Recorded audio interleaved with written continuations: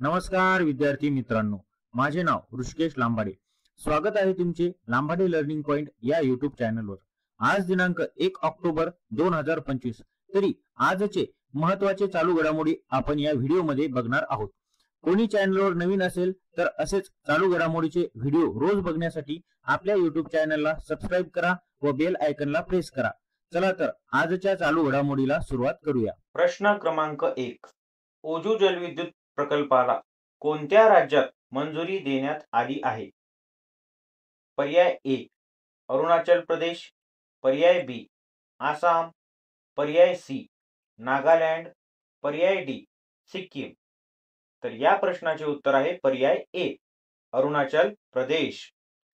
ओझू जलविद्युत प्रकल्पाची प्रमुख वैशिष्ट्य. याची क्षमता. या प्रकल्पाची क्षमता 2220 मेगावॅट आहे. हा भारतातील सर्वात मोठ्या रन ऑफ रिव्हर म्हणजेच नदीच्या प्रवाहावर आधारित असलेल्या प्रकल्पापैकी एक आहे. या प्रकल्पाचे स्थान अरुणाचल प्रदेशातील अप्पर सुबनसिरी जिल्ह्यात आहे. तर हे अप्पर सुबनसिरी जिल्हा चीन या देशाच्या सीमेजवळील एका धोरणात्मक दृष्ट्या महत्वाच्या ठिकाणी हा प्रकल्प उभारला जात आहे. या प्रकल्पाचा एकूण खर्च. या प्रकल्पासाठी अंदाजे 25,000 कोटी रुपये खर्च अपेक्षित आहे. अरुणाचल प्रदेश या राज्याचा उल्लेख झाला आहे, तर अरुणाचल प्रदेश विषयी परीक्षेच्या दृष्टिकोनातून महत्वाची माहिती बघूया. अरुणाचल प्रदेश राज्याची स्थापना 20 फेब्रुवारी 1987 रोजी या राज्याची स्थापना झाली. या राज्याचे क्षेत्रफळ 83,743 चौरस किलोमीटर स्क्वेअर एवढे या राज्याचे क्षेत्रफळ आहे. राजधानी इटानगर. एकूण जिल्हे 17. लोकसंख्या 13,82,611. या राज्याचे राज्यपाल बी.डी. मिश्रा. या राज्याचे मुख्यमंत्री आहेत प्रेमा खांडू. तर बघा, या राज्यामध्ये महत्वाचे व्याघ्र प्रकल्प. व्याघ्र प्रकल्प क्रमांक 1 नामदफा व्याघ्र प्रकल्प, दुसरा पाकी व्याघ्र प्रकल्प, तिसरा कामला व्याघ्र प्रकल्प. या राज्यात एकूण 3 व्याघ्र प्रकल्प आहेत. महत्वाचे राष्ट्रीय उद्यान. एक नामदफा राष्ट्रीय उद्यान आणि मौलिंग राष्ट्रीय उद्यान. हे 2 महत्वाचे राष्ट्रीय उद्यान या राज्यातील आहेत. ही या राज्याविषयी महत्वाची माहिती. प्रश्न क्रमांक 2 गोकुळ जलाशय व उदयपूर सरोवर या 2 ठिकाणांचा रामसर स्थळात समावेश झाला आहे. तर ते कोणत्या राज्यातील आहे? पर्याय ए उत्तर प्रदेश, पर्याय बी गुजरात, पर्याय सी बिहार, पर्याय डी मध्य प्रदेश. तर या प्रश्नाचे उत्तर आहे पर्याय सी बिहार. बाजूच्या चित्रामध्ये तुम्ही या गोकुळ जलाशयाचे चित्र बघू शकता. बिहार मधील 2 नवीन रामसर स्थळांचा रामसर यादीत समावेश झाला आहे. त्यातील पहिले गोकुळ जलाशय जे की बक्सर जिल्ह्यामध्ये आहे. दुसरे उदयपूर सरोवर जे की पश्चिम चंपारण या जिल्ह्यामध्ये स्थित आहे. या 2 स्थळांचा रामसर यादीत समावेश झाला, त्यामुळे भारतात एकूण 93 रामसर स्थळे झाली आहेत. रामसर स्थळांच्या बाबतीत जगात भारताचा 3रा क्रमांक लागतो. भारतामधील तामिळनाडू या राज्यात सर्वात जास्त म्हणजेच 20 रामसर स्थळे आहेत. भारतातील पहिले रामसर स्थळ चिल्का सरोवर जे की ओडिशा राज्यात आहे आणि केवला देवी जे की राजस्थान मध्ये आहे. हे 2 भारतातील पहिले रामसर स्थळ आहेत. चिल्का सरोवर विषयी अधिक. चिल्का सरोवर हे भारतातील सर्वात मोठे खाऱ्या पाण्याचे सरोवर आहे, जे की ओडिशा या राज्यात स्थित आहे. क्षेत्रफळानुसार सर्वात मोठे रामसर स्थळ सुंदरबन रामसर स्थळ हे पश्चिम बंगाल या राज्यातील सर्वात मोठे तसेच भारतातील सर्वात मोठे पाणथळ स्थळ म्हणजेच रामसर स्थळ आहे. प्रश्न क्रमांक 3 संयुक्त राष्ट्र पर्यावरण कार्यक्रम म्हणजे युनायटेड नेशन एन्व्हायरमेंट प्रोग्राम आणि प्लॅनेट ए द्वारे 2025 च्या young champion of the earth पुरस्काराने कोणत्या भारतीयाला सन्मानित करण्यात आले आहे? पर्याय ए नरेंद्र मोदी, पर्याय बी जिनाली मोदी, पर्याय सी जोसेफ कोनेरू, पर्याय डी संजय कुमार. तर या प्रश्नाचे उत्तर आहे पर्याय बी जिनाली मोदी. तर बघा, बाजूच्या इमेज मध्ये तुम्ही त्यांचा फोटो बघू शकता. त्यांना हा पुरस्कार त्यांनी जे केळीच्या खोडापासून बनवलेले बनावटी लेदर आहे, जे की पारंपरिक चामड्याला एक शाश्वत पर्याय आहे. या उत्तम कामगिरीबद्दल त्यांना हा पुरस्कार मिळाला आहे. फोटोमध्ये तुम्ही बघू शकता या जिनाडी मोदी आहेत. प्रश्न क्रमांक 4. ज्युनियर जागतिक क्रमवारीत अव्वल स्थान गाठणारी पहिली भारतीय जुडो खेळाडू कोण बनली आहे? पर्याय ए जानकी गौड, पर्याय बी गरिमा चौधरी, पर्याय सी हिमांशी टोकस, पर्याय डी दिव्या तेवर. या प्रश्नाचे उत्तर आहे पर्याय सी हिमांशी टोकस. तर बघा, बाजूच्या इमेज मध्ये तुम्ही हिमांशी टोकस यांचा फोटो बघू शकता. जुडो जुडो हा एक कराटे प्रकार आहे. याच्यामध्ये त्या पहिली भारतीय जुडो खेळाडू बनली आहे. 63 किलोग्रॅम वजन वर्गात म्हणजे 63 किलोग्रॅम वजनी गटात ज्युनियर वर्ल्ड रँकिंग मध्ये पहिले स्थान मिळवून भारतीय जुडो मध्ये इतिहास रचला आहे. कोणी? तर हिमांशी टोकस यांनी. हिमांशी टोकस 2025 मध्ये अनेक आंतरराष्ट्रीय स्पर्धा जिंकल्या असून ती पहिल्या भारतीय जुडोका बनली आहे, जिला या श्रेणीत जागतिक क्रमवारीत पहिले स्थान मिळाले आहे. आजचा प्रश्न क्रमांक 5. 11व्या आशियाई जल क्रीडा स्पर्धेचे उद्घाटन कोठे करण्यात आले आहे? पर्याय ए लखनौ, पर्याय बी पणजी, पर्याय सी पुणे, पर्याय डी अहमदाबाद. तर या प्रश्नाचे उत्तर आहे पर्याय डी अहमदाबाद, जे की गुजरात राज्यामध्ये आहे. प्रश्न क्रमांक 7. भारतीय जाहिरात मानक परिषदेचे म्हणजेच ASCI चे अध्यक्ष म्हणून कोणाची नियुक्ती करण्यात आली आहे? पर्याय ए सुधांशु वत्स, पर्याय बी वैभव कक्कर, पर्याय सी आशिष अग्रवाल, पर्याय डी पारितोष जोशी.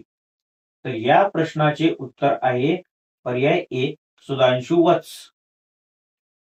शेजारच्या इमेज मध्ये त्यांना तुम्ही बघू शकता. ASCI म्हणजेच याचा फुल form advertising standards council of India असा होतो. या इमेज मध्ये हे सुधांशु वत्स आहेत, ज्यांची की ASCI चे अध्यक्ष म्हणून निवड करण्यात आली आहे. आजचा प्रश्न क्रमांक 7. बिग बॅश लीग म्हणजे BBL संघासोबत करार करणारा पहिला भारतीय पुरुष क्रिकेटपटू कोण बनला आहे?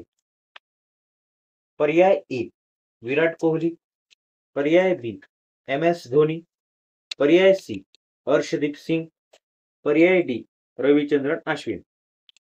तर या प्रश्नाचे उत्तर आहे पर्याय डी रविचंद्रन अश्विन. बाजूच्या इमेज मध्ये तुम्ही त्यांना बघू शकता. हे रविचंद्रन अश्विन आहेत, जे की भारताचे प्रसिद्ध बॉलर आहेत. Ravichandran Ashwin. Big Bash League ही ऑस्ट्रेलियातील एक व्यावसायिक T20 क्रिकेट लीग आहे, ज्यामध्ये शहरावर आधारित संघ सहभागी होतात आणि हा क्रिकेट ऑस्ट्रेलियाने सुरू केलेला एक लोकप्रिय क्रिकेटचा प्रकार आहे.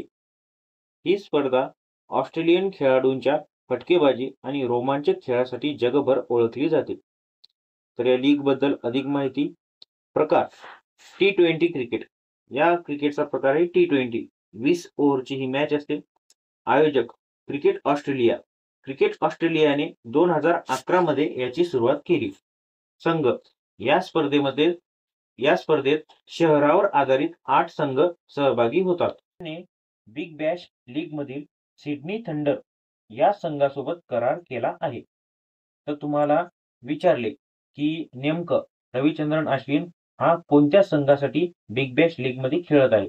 तर रविचंद्रन अश्विन हा सिडनी थंडर या संघासोबत करार केला आहे, म्हणजे सिडनी थंडर या संघासोबत खेळत आहे. आजचा प्रश्न क्रमांक 8. जागतिक अन्न नियामक शिखर परिषद 2025 म्हणजे ग्लोबल फूड रेग्युलेटर्स समिट 2025 कोठे आयोजित करण्यात आली आहे? पर्याय ए चेन्नई, पर्याय बी नवी दिल्ली, पर्याय सी नोएडा, पर्याय डी चंदीगड. तर या प्रश्नाचे उत्तर आहे पर्याय बी नवी दिल्ली. बाजूच्या इमेज मध्ये तुम्ही हे बघू शकता. 2025 मध्ये global food regulators summit new दिल्लीतील भारत मंडपम येथे आयोजित करण्यात आला होता.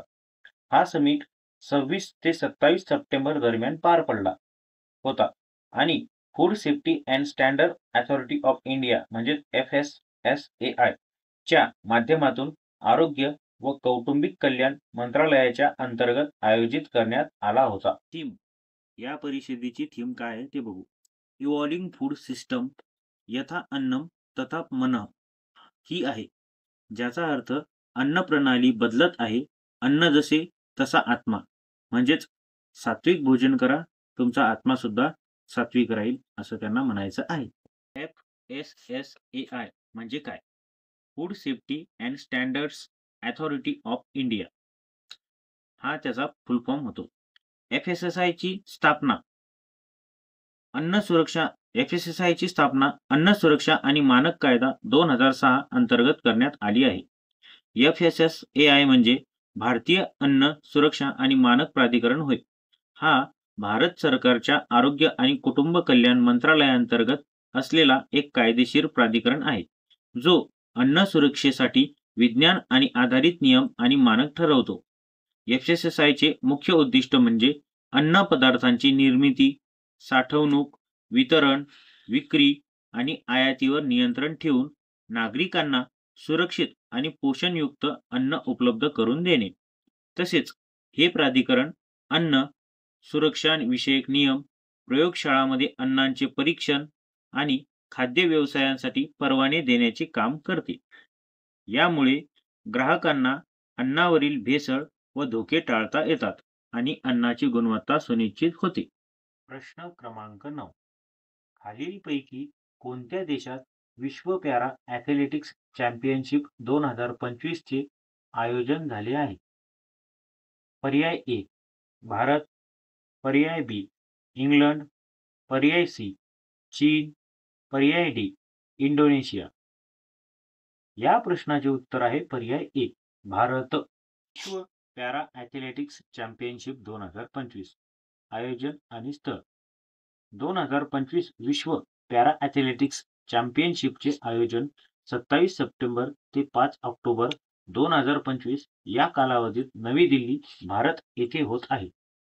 ही या चॅम्पियनशिपची 12वी आवृत्ती आहे आणि भारतात प्रथमच आयोजित केली जात आहे.